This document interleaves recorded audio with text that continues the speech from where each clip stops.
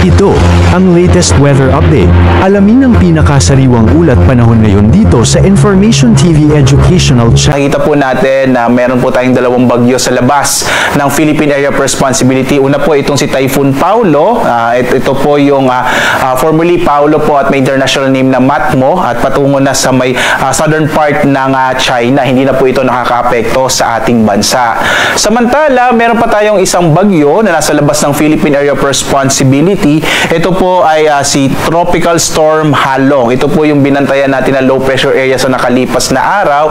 At sa ngayon nga, base sa pinakahuling datos natin, posible pa rin naman itong pumasok ng Philippine Area of Responsibility. Pero most probably po sa may northeastern boundary lang ito ng PAR. Hindi rin natin ito nakikitang makakaapekto sa ating bansa at kikilos ito pa kanluran. Sa ngayon, kumikilos ito pa kanluran sa 10 kilometers per hour. Ang pangalan po ng ating magiging susunod na bagyo na papasok ng Philippine Area of Responsibility or mabubuo ay Kedan, after po yan ng Paulo.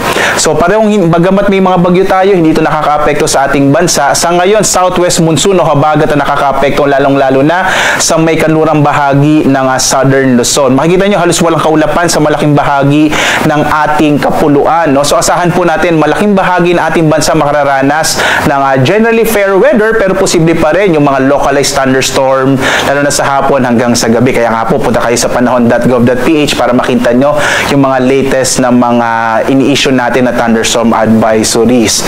At sa ngayon, maliban po dito sa dalawang bagyo sa labas ng PAR, wala pa tayong namamataan sa loob naman ng Philippine Area of Responsibility na low pressure area. So asahan naman dito sa may area ng Palawan, lalong-lalo na sa Kalayaan Islands, yung potential ng mga pag-ulan dulot ng hanging habagat.